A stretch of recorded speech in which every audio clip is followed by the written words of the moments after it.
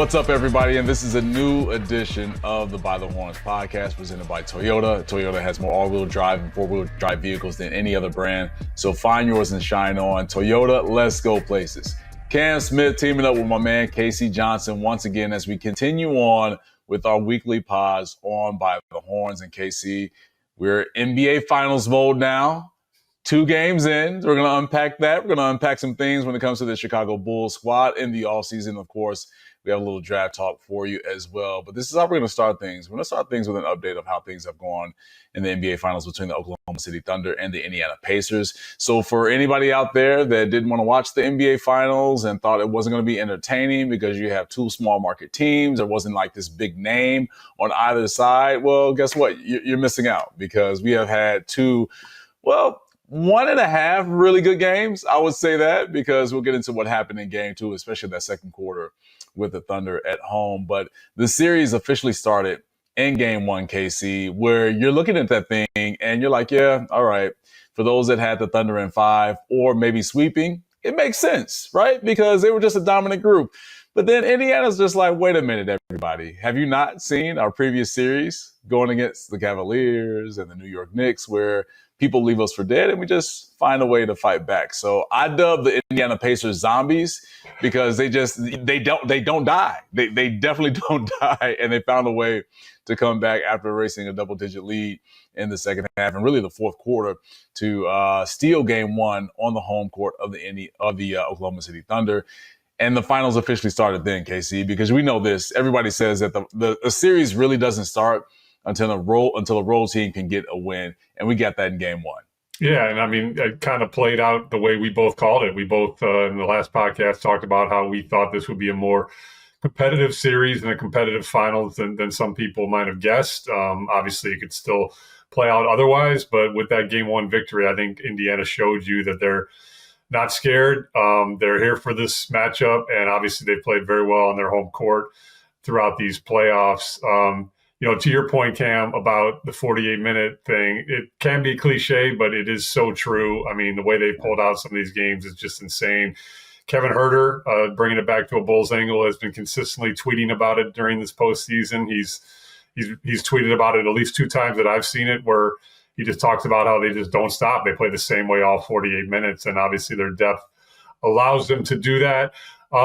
I would say I enjoyed game 2 too, because you saw OKC's dominance and their response, and OKC's had their back against the wall multiple times in these playoffs, particularly in that Denver series, and they've always come up with a championship level response. And you have to remember, this is still a young team with guys like Chet Holmgren and Jalen Williams who have not been tested on this stage. So I'm loving this series. I'm with you that anyone who thinks this is a small market matchup with no star power, shame on you. SGA and 𝗵rise Haliburton are very fine all-stars, and Pascal Siakam for my books. So I hope this series goes. I predicted OKC in 6.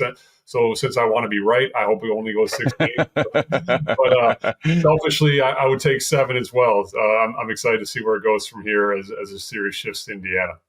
Look, KC, I would gladly love to be wrong if this thing goes 7 and we just get a spectacular game 7, because I'm going OKC in 6 as well. But you know what? I would definitely take all the smoke and all the hits if it goes 7 and, Indiana wins. It's just fine as long as it's a great series. And I think that we're going to continue to get that. And going back to just game 1 of how things started, really, when you look at OKC and you talk about just the youthfulness of this team and the inexperience, right? Because you look throughout that roster, with the exception of Alex Caruso, like, these guys don't have the NBA Finals experience. They don't have the NBA championship experience. But what we've seen from this Thunder team all season long, and this is more so a credit to them and for people saying that with them being new to this, that they wouldn't know how to handle adversity. Well, this team, going after game 2, after they won game 2, they're 18-2. After dropping a game. So it's only twice that they've lost back-to-back games in the regular season, and 12 of those 18 wins have been double-digit blowouts. So they've really utilized and taken that regular season adversity and turned it into something that's been really a superpower for them, especially in the playoffs. I mean, we've seen it a few times on their trek to the NBA Finals and where they are now, but I was really impressed game 2 with OKC of how they responded.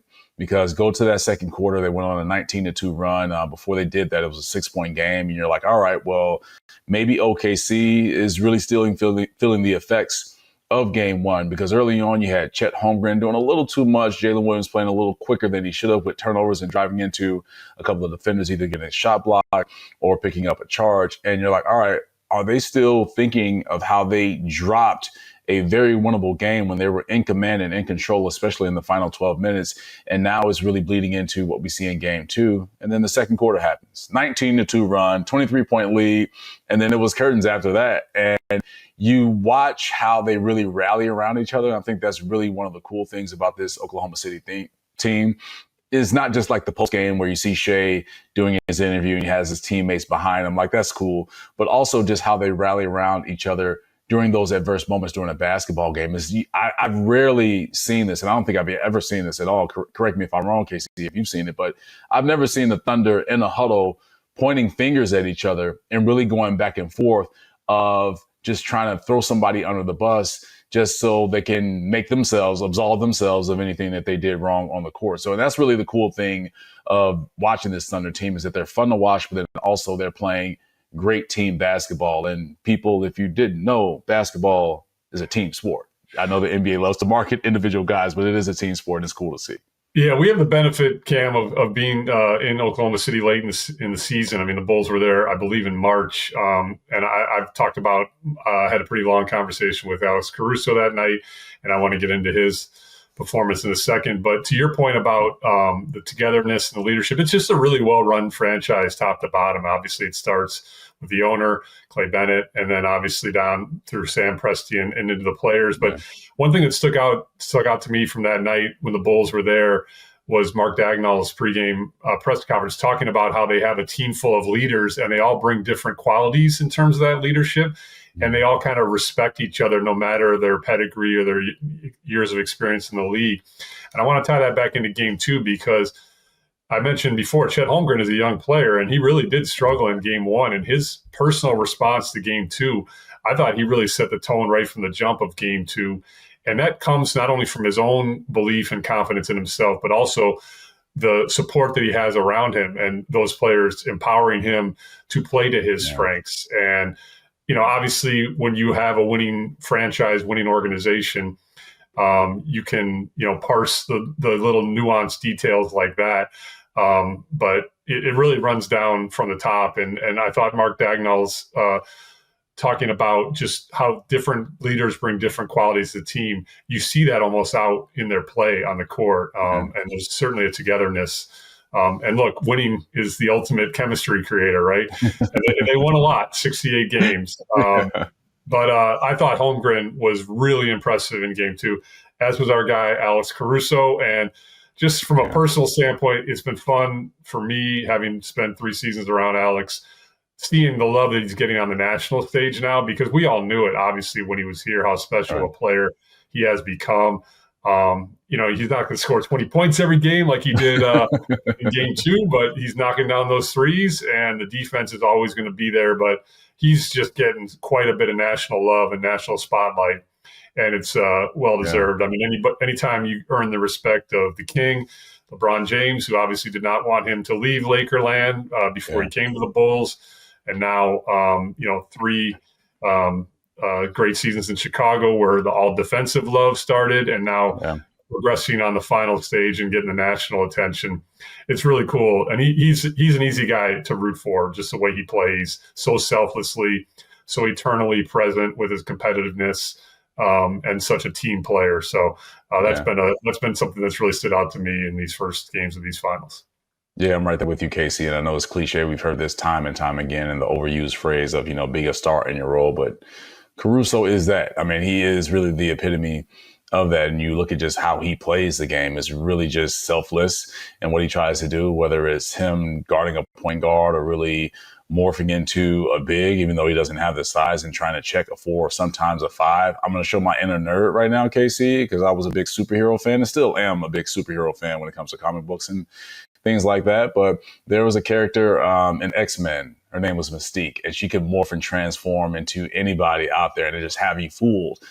I feel like that's 𝗪𝗛ci Caruso, because he can morph himself into a different type of defender, whether it's, again, on the ball against a point guard or playing against a five sometimes. And, situations, right? He's not going to do that for an entire game, but he's just savvy enough and his basketball IQ is high enough to where he can really not hurt his team in checking those players. And one, it's a credit to him and just his film work. And I think that's the underrated thing about Alex Caruso is that he spends a ton of time watching film. And you cannot tell me out there, people watching him defensively and just what he does on the court, that he's not burying himself into game film to make sure that he can find anything to get the upper hand on his opponents. And so when you have yourself as a student of the game and you have one of the greatest of all time in LeBron James, who's one of the greatest students of the game, giving you the praise and not wanting you to leave his team, it speaks volumes to who you are and what you bring to the court. And that's just the great thing about Alex Caruso. And again, I get PTSD, KC, because we saw it firsthand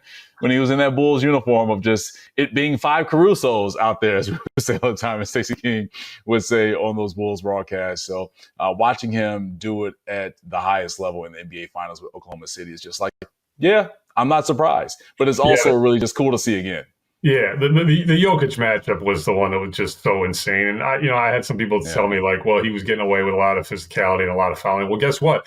He did that because he knew what he could get away with because he had studied it. And he just had such a, to your point, the film work, such a high defensive IQ along with just defensive execution.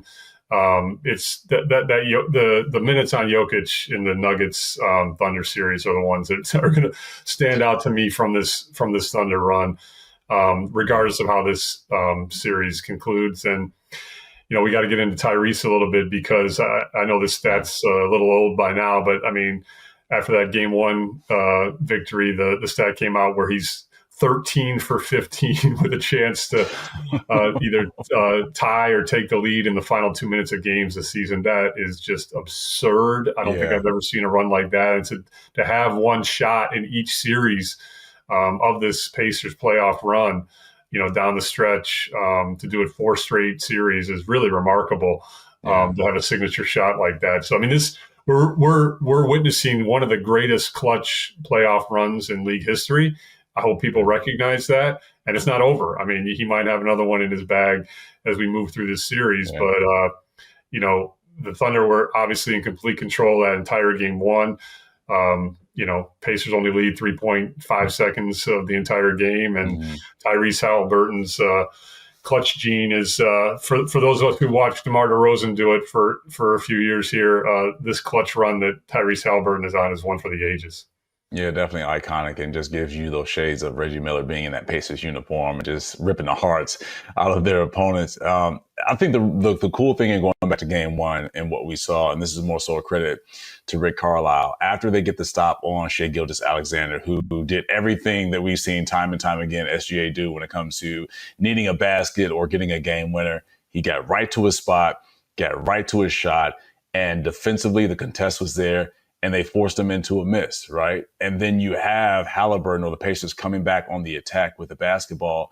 And Rick Carlisle, KC, did not call a timeout. And it was so like, chef's kiss for everybody that is watching the CHSN By the Horns podcast on YouTube, because you do not want a playmaker, a creator, a finisher like Tyrese Haliburton is to be stopped with his momentum and his creativity by calling a timeout. Rick Carlisle says, no, just let them play. I trust my guys.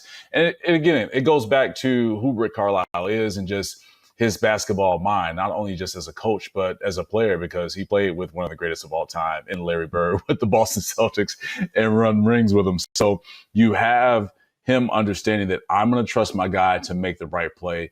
And Haliburton did. And that was so cool watching that. And Rick Carlisle not stopping the momentum and creativity of his players and calling a timeout in that game 1 win for Indiana. Yeah, and another underrated part of that play was the Nesmith rebound. That was not an easy rebound in traffic. He skied pretty high for that. He's been an excellent rebounder throughout this postseason, really all season. To me, he reminds me not quite to the level of Josh Hart, but his ability to kind of rebound for his size has really stood out. And that was a significant rebound in traffic. And here we're breaking down like nuance here and like little gritty plays, but like that's what it takes at this level to win finals games. I mean, every little thing like that counts. It's basketball and competitiveness at the highest level. It's so fun to watch. So yeah, let's revise our predictions and say Thunder one more game out of it. I ain't mad at that, KC. I'm with you on that, man. So as the series shifts to Indianapolis for games 3 and 4, and as we record this podcast on this Tuesday, June 10th, game 3 will happen tomorrow night inside of Gainesbridge Fieldhouse. And I still hold true to my prediction of Thunder in 6. And I'll go a little more detailed with this prediction, KC. I believe that the Pacers come out and they win game 3, right? Being back home with that crowd that I'm sure has watched those first 2 games and seen the crowd in Oklahoma City, all dressed in the same colored T-shirts that they hand out to fans when they place them on the chairs before the game. I think there might have been like 2 people in the entire arena that maybe didn't put the T-shirt on. But the Pacers fans will be ready for game 3 in Indianapolis. But I think OKC, as we've seen time and time again, coming off a loss, they bounce back and they get a win. They do it in dominant fashion. So bear with me, KC. I have the Thunder winning games 4, 5, and 6 to finish it all off. All right. I mean, yeah, you are getting specific. So we got more receipts. We got more receipts to show you how wrong you're going to be, Cam. I'm just putting myself out there, Casey. Definitely, clearly just putting myself out there with no regard. There it is. I like it. I respect it. Well, what are you expecting for game 3 between the Pacers and Thunder? I know for me watching Pascal Siakam just daydream. I posted this on X during game 2, where he just wasn't the guy that we've seen previously, the guy that on the Pacers side of things was a vital part to that Raptors championship in 2019, that has been one of the underrated players. When you think of just the names that are discussed during the playoffs, this playoff run, Pascal Siakam has been super consistent and has just been a problem for any defender out there. But on both ends of the floor, he did not have the game that you would think for someone coming off a game 1 win that would help this team get a win in game 2. Yeah, and I mean, clearly you need your best players to play their best to win a final series. So he's going to need a bounce back game. I'm kind of with you. I think there's going to be a split in Indiana for games 3 and 4. I think we're going to go back to OKC for game 5, tied 2 apiece. I expect Siakam to play better. He just, he has such a unique ability to impact the game at both ends with his length, his rim protection, his ability to run the floor and kind of score in a variety of ways. And that did not have that same pop in game 2. But he's such a good player. You expect a response. Yeah. People forget, he played a nice role in that Raptors run. It seems like a little bit ago, but it wasn't that long ago. And he, to me, is one of the more underrated players in the league. He's kind of overlooked when you talk about the game's elite, but he's just one of those two-way players that makes things happen in big moments. And I expect him to play better as the finals progress.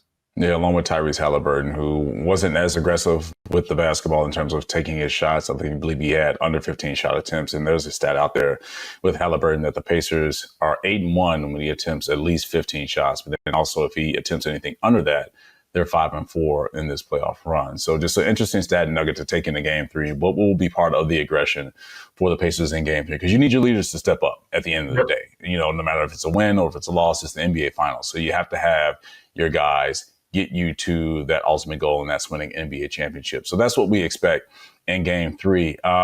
What we also expect possibly, KC, in game 3 is better logos on the NBA Finals court. And there has been a lot of discussion about this, especially looking at game 2, how there were no final logos on the court in game 1, no finals trophies. It just didn't feel like it was the NBA Finals, because when you get to that level, you want to have the visuals there for fans and also for players. It just gives that extra energy. You see it with the Super Bowl and how the Super Bowl has like the Super Bowl logo. The NFL does a great job with that. Major League Baseball does the same thing with it, with the spray painted, World Series logos on the field. We didn't get that in game 1, KC, but surprisingly, after the jump ball in game 2, the Larry O'Brien trophy magically appeared on the court, digitally appeared on the court. And this is no knock. I'm not trying to call out anybody with this, but it just, in my opinion, wasn't thought out well, to where the NBA said, okay, you want the NBA logo or trophy on the court? Here, there you go. And it just didn't come off well, because you're seeing fans' arms get in the way of the logo, players walking past the logo, just kind of bleeding into it and disappearing a little bit. And it felt like the NBA was really reading their timeline in real time during that, and ultimately switched out the Larry O'Brien Trophy logo and put the NBA Finals presented by YouTube logo on the court digitally. But we're going to get into our old man NBA purist, old school way of thinking part of the podcast. I already kicked it off, 𝗻𝗄. Say your piece, man. Let's get into this thing. Well, I'll go deep old school because here's how old I am. I've got a picture of me in 96, 97, 98 from Seattle, Utah, and Utah. And there's this, for you youngsters out there, there's this thing called film you used to have to put into a camera, and then you'd have to like press a button and actually then take the film out of the camera and take it somewhere to have it developed. I know it's hard for people to wrap their brain around it, but I have film shot pictures of me standing on the court next to the NBA Finals logo script, and it was just a big sticker, and it didn't seem to intrude play back then. And Michael Jordan seemed to score 45 points still pretty well with those stickers placed on the court. And I'm with you. It gives it a little extra special something and signifies it. And I love that old school NBA Finals cursive, the logo. Oh, man. So bring back the stickers and just place them on the court. What are we doing here? Why are we making this difficult? Right. Everything doesn't have to be done digitally. I mean, I think, again, to the point of players having that logo, and there was a time, too, I want to say this was probably 5 years ago, 𝗻𝗄, where they had the Larry O'Brien Trophy in massive size right underneath the half-court line with the team logo in the middle. I think they've done away with it, but it's been a while since they had that. But still, just have something that says NBA Finals in physical form and something that's right there, sticker-wise, on the court, so we can know that it's the NBA Finals. So hopefully we get that tomorrow night for Game 3, and the NBA wises up. Obviously, the NBA they have their monopoly money. They can print money if they wanted to. They can get that done. They can hire somebody to get that done just to appease us fans and us old school guys out there. Yeah, and it's cool enough that not just like media. I mean, obviously, I was a lot younger reporter then and marking my territory covering finals. But I mean, it's cool enough that not just media members. I remember seeing players take pictures by these logos after games and stuff. So it does make it special. We're deep in the weeds here, but yes, this does not need to be hard. This is a very simple solution. Slap a logo on the court, make it special, and let's move on to basketball. Also, side note, 𝗻𝗄, I am jealous that you were able to get those pictures back in 96, 97, 98. Because, again, it's a cool thing. Like, it's a great memory to have. It's just cool to see. So, please, NBA, if somebody from the league office or whoever randomly shares this with someone that's a higher up in the NBA that's listening to the By the Horns podcast, not just because I'm saying it or 𝗻𝗄 is saying it, but the basketball world is saying it. We need either the old final script logos on the court physically or the Larry O'Brien Trophy. Let's do it. Let's get it done. And then also somebody said that digitally on when I was looking at social media, it looked like a Larry O'Brien Trophy emoji, which was hilarious too. So, but I don't want to continue to digress on this, 𝗻𝗄. But still, even though the finals are still going on, we still have more things coming out with this Bulls team and getting a little taste of just the camaraderie that we're seeing in the offseason with this group. And I know you have some things on that when it comes to the younger guys getting together in the offseason. Yeah, a bunch of guys gathered last week in LA. It was kind of informal. I was told it was not like the more organized mini camp that Asa Newell and 𝗵𝗶𝗹 organized and engineered last season in Miami, which took place in August. But there were 5, maybe 6 players. I know Dalen was there, Io, Kobe, 𝗵𝗆cie 𝗄𝗍𝗋, Matas. I might be missing a couple or two. They just kind of gathered together in LA. They did some informal workouts, got some runs in, worked out together, celebrated a Bulls video coordinator's birthday out there. Some of this was on the socials. I was told about it by an agent of one of the players. And, I don't want to overstate this because, other teams do this too. But, I will say, given the Bulls team building philosophy right now, where they're banking on this young core to progress and develop, that on-court chemistry can be helped by off-court chemistry. And we saw that last year, moving into the season with that mini camp that the Kobe and Io led. And, this is a team that gets along. I've said it many times. And to see those young guys kind of going through it together and supporting each other and kind of going through the offseason trials and tribulations together, again, not making too big a deal out of it, but it's something to note because, the Bulls are banking on their young core to show internal improvement. That's going to be one big way they improve this offseason. They're obviously going to be adding a draft pick here too. But I heard the workouts were good. And, Nice. Matas has been front and center in a lot of ways, including a live stream with our guy Io last night.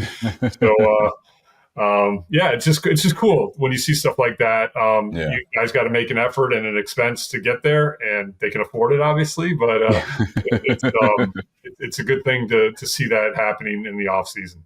Casey, I love that you say that guys have to make an effort, and that speaks volumes when these guys are really thinking about each other during the off season, because they're NBA players, they're millionaires. They can do anything with their time, either being with family, and I'm sure those guys will do that throughout the off season before they get back to real work. But they want to be around each other. And I think those are the bricks that you continue to lay down for the foundation as you build towards the future, right? I mean, I know you're thinking about the team that you were on when you played basketball that were successful. I'm thinking about those same teams as well, especially my senior year in 2007 with my SIU Salukis.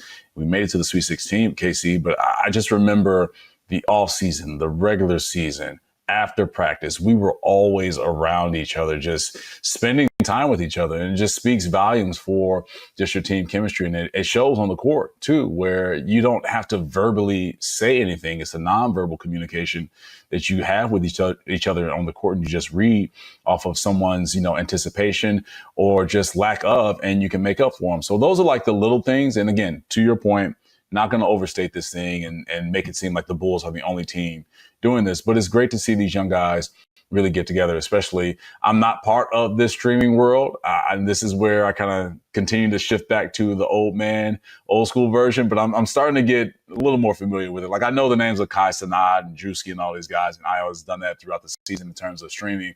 But it was really cool if you go to the CHSN Instagram page where they have a post that they put up today, just like the highlights from that stream last night between Io, Matas, and also Taylor and Horton Tucker. THT was part of that stream as well. And so there's a question that someone posed to in the chat to Matas and also Io, who was rocking the Kobe White jersey, which was really cool as well. So again, it goes back to the camaraderie and respect and love they have for each other.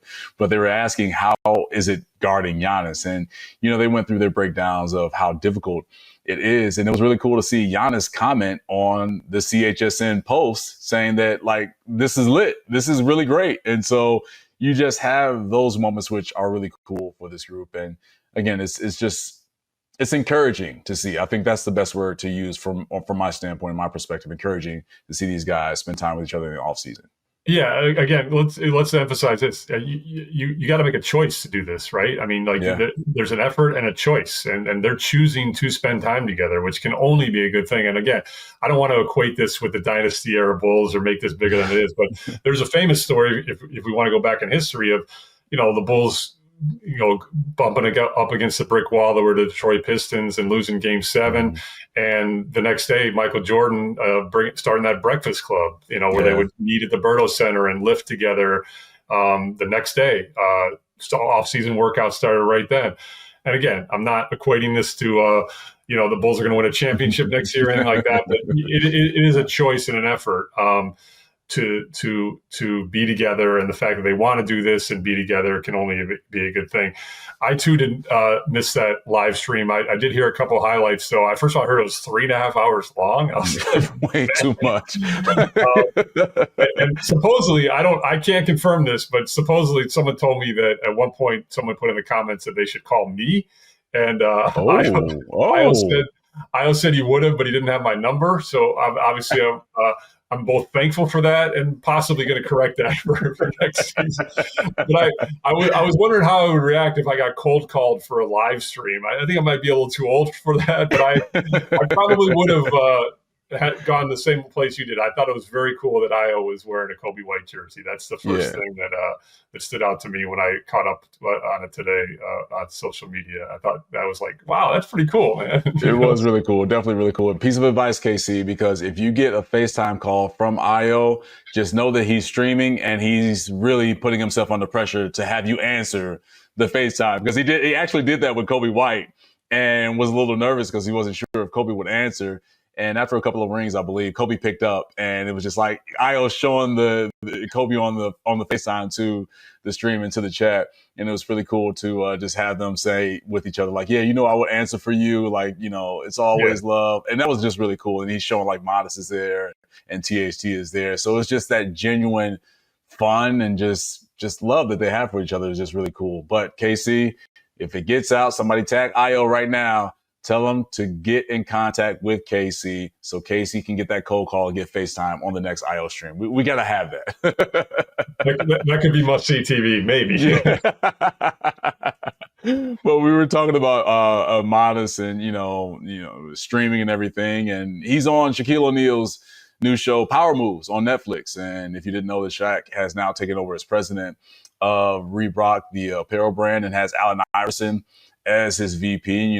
This is a different era, a little older era, but Shaq was one of the main faces of Reebok back in the day when he came into the league in the early 90s, and Allen Iverson was part of that as well when he entered the league in 96. So they're trying to bring Reebok back into the forefront and really put them on the same levels of a Nike or Adidas or Under Armour, or, all these different shoe brands that are out. But the cool thing that you see about that show is that Matas was in an episode with Shaq, and Shaq was pitching Matas on Reebok, and Matas is there with his parents, with his grandfather, his siblings, the entire family is around. And Shaq is just, being Shaq, of course, but also doing it from a serious position with a serious tone of just how Reebok is a family, that he really believes in Matas and that he wants them to be a part of this new wave that Reebok has, and have him join the roster that has Angel Reese of the Chicago Sky, because Reebok is trying to get themselves back into the forefront. So 𝗻𝗄, watching that clip, I'm like, yeah, this is pretty cool, and kind of get like an inside look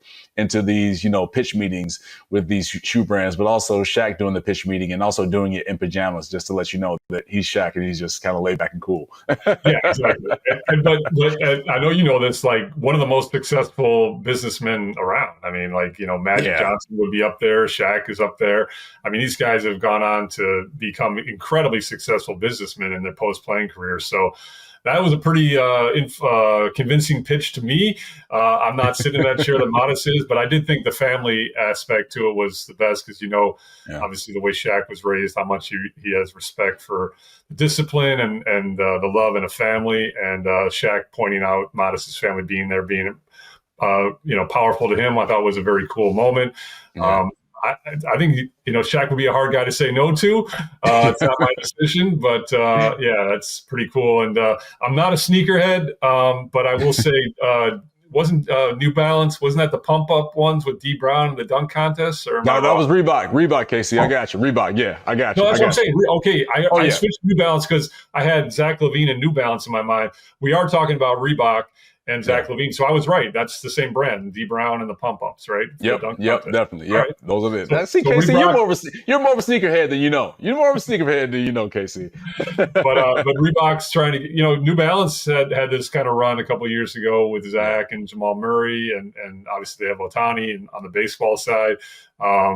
So they've been trying to make inroads into this market, but it'd be cool to see a renaissance with Reebok, especially with the league going back to the old school NBC angle too. So like Reebok with NBC days too. So let's see where this goes. Look, nostalgia always reigns supreme. So if you can get it back to, again, like the old school NBA on NBC days, and you bring back Reebok, and, actually D Brown's daughter, 𝗪cie Brown, is signed with Reebok as well. She plays in the WNBA. So yes, bring us all the nostalgia, bring it all back, because we just, nostalgia always wins, 𝗻𝗄, no doubt. Did you ever have the pump ups? Did you ever have the pump ups? I never had the pump ups, but I had I never had the pump ups. I had a friend in elementary school that had the pump ups. And so all day it was either me or all the boys, and sometimes the girls too, would just walk over to our friend and just start pumping up his shoes. Right. And he got so sick of it that he just took his shoes off and never wore them for the rest of the year, just because we're just aggressive with it. Like, come here, let me pop up his shoes, especially when we're playing basketball and getting the better of him, because he just hated that. That's awesome. Yeah, awesome. man. So really, really cool to see Matas with Reebok, and the family aspect for sure runs deep with him. And, you know, he signed his deal with Reebok right before the season. So I'm sure he has some things underneath his sleeve along with Reebok to get himself into the forefront when it comes to the younger athletes, talented athletes of getting their brands off. So really cool to see with that, 𝗻𝗻. 𝗻𝗻, you know, as we continue to move forward throughout this off season, it is June. We are a couple of weeks away from the NBA draft, man. We are getting there. So what's the latest that you've heard when it comes to the NBA circles and as we get closer to the draft? Yeah, I know. And we'll get, as we move closer to the draft, we got a couple podcasts between now and then. We'll get a little more specific. We might even have our predictions for picks, things like that. Oh. We can break down individual prospects. But the two that I'm still seeing most consistently mocked to the Bulls are 𝗁𝗏𝗶𝗹 and Asa Newell. And Asa came in for an in-person workout at the Advocate Center, posted that to his social media. I was told that, there are some question marks about his shooting ability.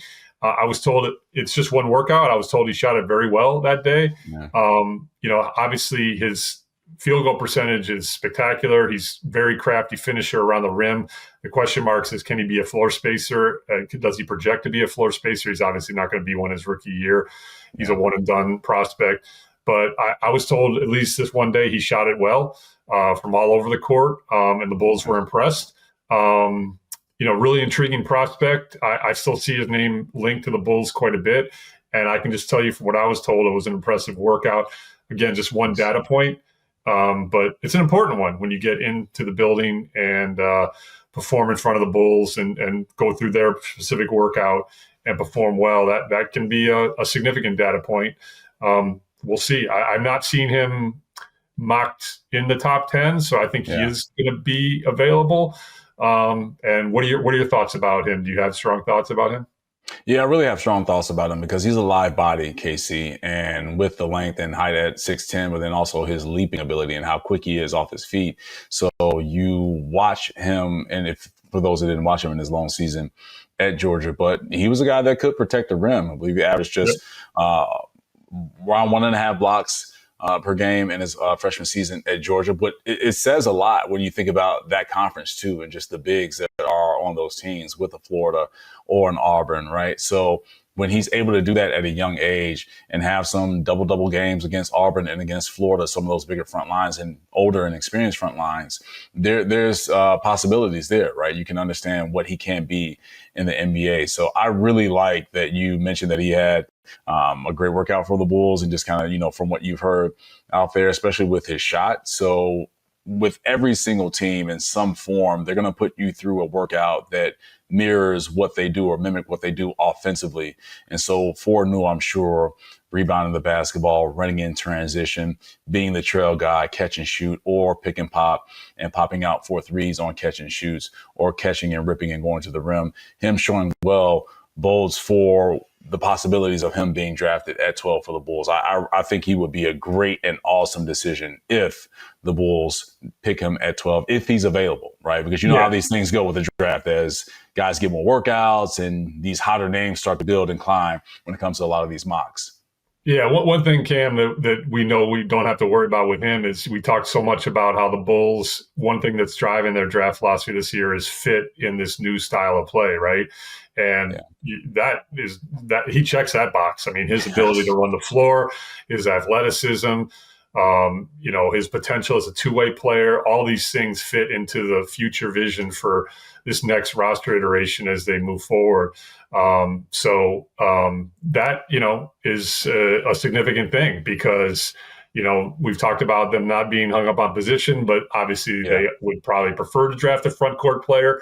And this is a front court player with a lot of potential, a lot of intrigue, a lot of upside.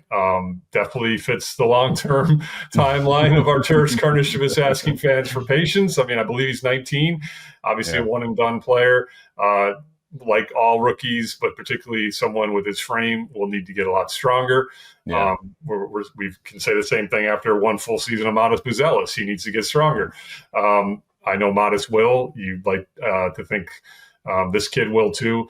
I actually did not get a chance to talk to him in the group media session at the Combine. I believe you did. Were you in with him? I did speak with him, KC, and the question came up about his shot. And I flat out asked him, does he feel that his shot, is one of the parts of his game that needs the most improvement? And he did not hesitate in answering this. He said that, no, my shot is pretty solid. Like, he believes in his shot. And when you look at him shoot the basketball, the mechanics are there, the fluidness are there. But as a big and what was needed from him at Georgia, he wasn't required to be on the perimeter and be a catch and shoot type guy. But you expect to grow when he gets to the NBA, get some seasons under his belt, and really gets into a system that will require him to do that. And the work ethic is there with Asa. He's going to be a guy that's going to put the work in, because there's no way in hell that you're one of the elite prospects on the high school level, make the jump to the collegiate level as a freshman in that SEC conference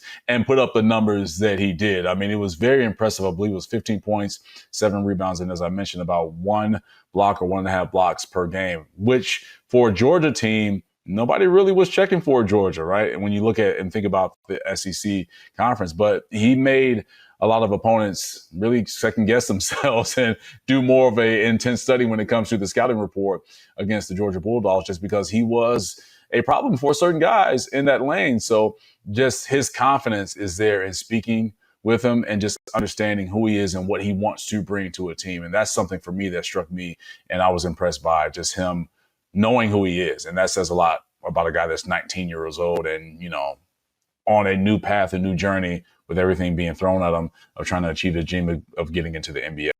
Yeah, I mean, one thing I consistently do with that Combine every year, and I'm always impressed with how different players handle it, is I ask, what's one thing you think can translate immediately to the NBA level, and what's one thing you think you need to work on?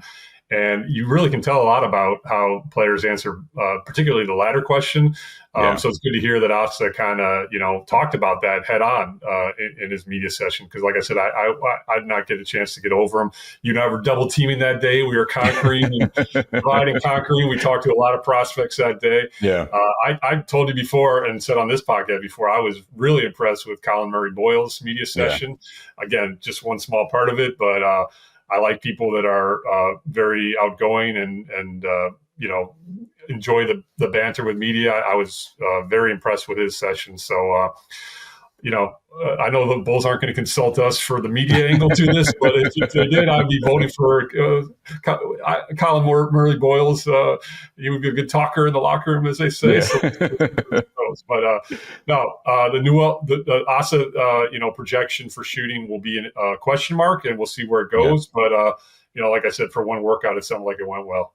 Some people feel that there's a slight comparison to Joakim Noah, KC. I just, wanted to throw that out at you. Do you see a little bit of Joakim in Asa and his game and what he brings to a front court, or especially on the defensive end?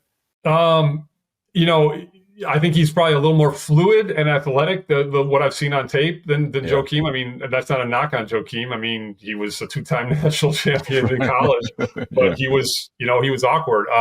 I would say his shot looks a little bit more natural than Joakim's also, even though he didn't shoot a high percentage from 3. He does have a lot of arc on his jump shot. That's one thing that's jumped out to me in watching some film on him. But the rim protection, I mean, like we've said many times, the Bulls are lacking in two-way players. They're lacking in rim protection.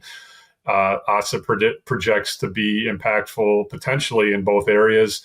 So I don't think there'd be a lot of people that would hate that pick if he's there at 12 and the Bulls make it. I think that would be, most Bulls fans would kind of go, okay, I see that. That one makes sense. So, But a lot more intrigue and twists and turns as we move into the final home stretch in the next 2 weeks. And like I said, at some point, you and I will, again, put down receipts and make our predictions.